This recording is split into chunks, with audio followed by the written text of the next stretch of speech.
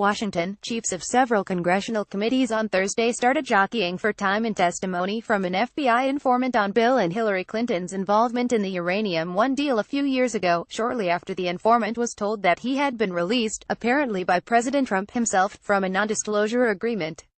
Several congressional figures contend that they were kept in the dark about the scandal when it transpired, but now they're demanding the Obama administration be held accountable for the apparent corruption that is being uncovered.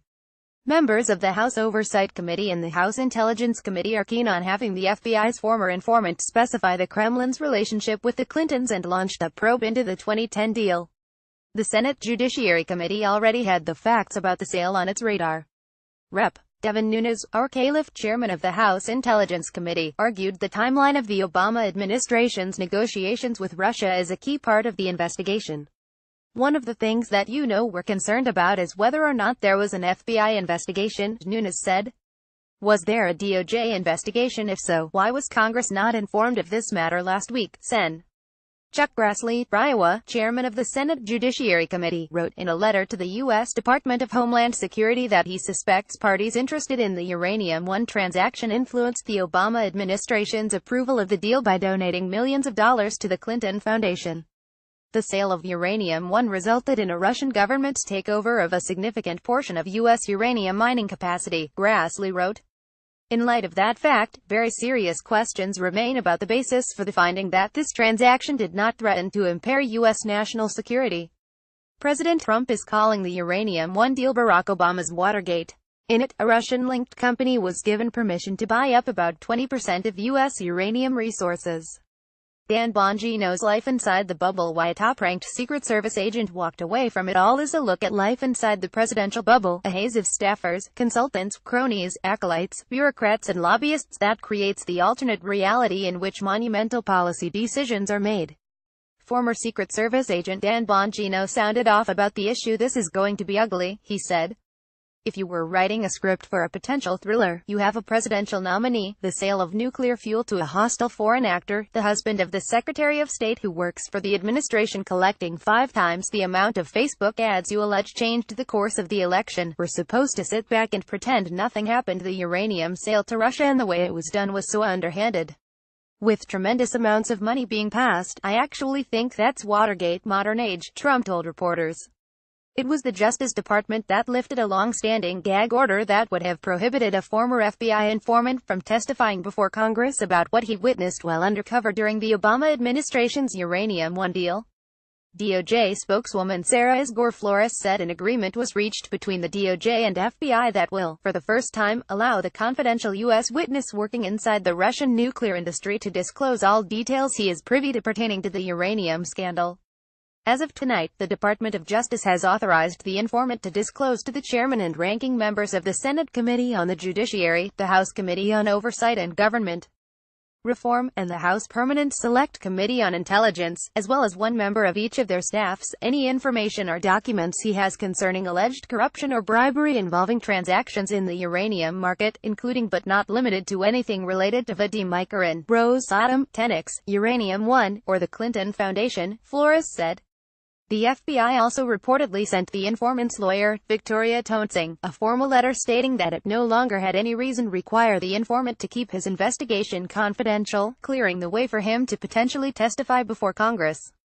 The FBI has informed me that they are releasing my client from his non-disclosure agreement so that he can testify to Congress about his work uncovering the Russian nuclear bribery case and the efforts he witnessed by Moscow to gain influence with the Clintons in hopes of winning favorable uranium decisions from the Obama administration, Toensing told The Hill.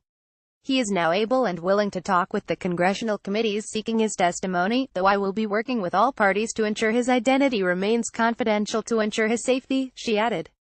The release of the former FBI informant's confidentiality agreement comes nearly 8 years after he first went undercover for the FBI.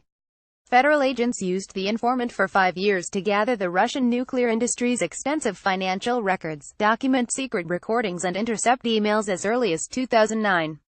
According to FBI and court documents, the evidence he obtained during the sting proved Moscow violated the Foreign Corrupt Practices Act by compromising an American uranium trucking firm with bribes and kickbacks.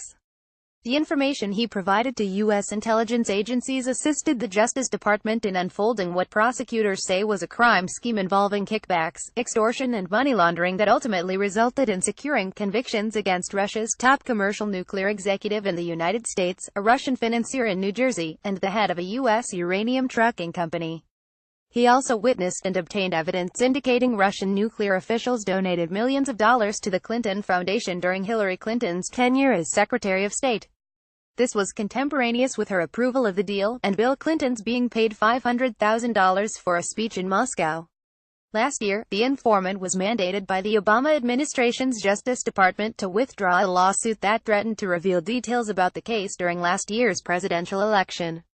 But the informant now will be pressed by House committees to provide details about how Russian energy giant Rosatom was able to persuade the Obama administration to cede 20% of U.S. uranium production capability to Vladimir Putin's government, and how Rosatom acquired Canadian mining company Uranium-1 and secured billions in uranium sales contracts with American utilities. The Obama administration's decision to approve Russia's uranium purchase has been a source of political controversy since 2015, when it was revealed that former President Clinton collected a $500,000 speaking fee from a Russian bank and millions more in charitable donations for his foundation from those interested in the Uranium-1 deal during his wife's tenure as Secretary of State. In October 2010, the Clinton-led State Department unanimously approved the partial sale. She is now 70. What is your birthday wish for Hillary? Sound off. In today's WND poll, the Clintons and the Obama administration defended their actions, maintaining at the time that granting Putin control of the large swath of America's uranium stockpile did not jeopardize national security. Yet, the administration was well aware that Russia used bribery, money laundering and extortion to get access to the U.S. atomic energy industry to enhance Putin's atomic energy business, and approved the deal during the ongoing FBI probe into Russian bribery in the transactions. The FBI began gathering evidence in 2009 that proved Vadim Mikorin, the CEO of Tenex and the main Russian overseeing Putin's nuclear expansion inside the United States, was involved in a massive bribery scheme that compromised an American trucking company that shipped uranium for Russia. Nonetheless, the DOJ refrained from bringing immediate charges in 2010 and continued investigating the matter for nearly 4 more years, withholding critical information about Russian nuclear corruption on U.S. soil from the American public and Congress, as the Obama administration continued to allow Putin's commercial nuclear ambitions expand. The investigation of Uranium-1 was supervised by 2 men who now play a key role in the current investigation alleging collusion between Russia and Donald Trump's campaign during the 2016 election cycle. Former U.S. Attorney Rod Rosenstein, an Obama appointee who now serves as President Trump's Deputy Attorney General, and Assistant FBI Director Andrew McCabe, who now serves as the Deputy FBI Director under Trump Justice Department documents show. Mikorin pleaded guilty in 2015 to a money laundering charge and is currently in prison. The Justice Department released a statement on December 15, 2015, explaining that Mikorin, a former Russian official residing in Maryland, was sentenced today to 48 months in prison and ordered to forfeit more than $2.1 million. Toensing revealed in an interview with WND last week that her client's revelations about the Obama administration's corrupt ties with Russia were ignored by the FBI for political reasons, and that he was threatened with criminal prosecution by former Attorney General Loretta Lynch when he attempted to come forth with details about Uranium-1.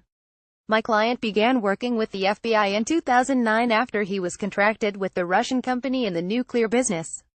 All of a sudden, he was asked to take part of his salary and give it as kickback money and bribes. They didn't say it that way. They just said take part and pay this person, pay that person.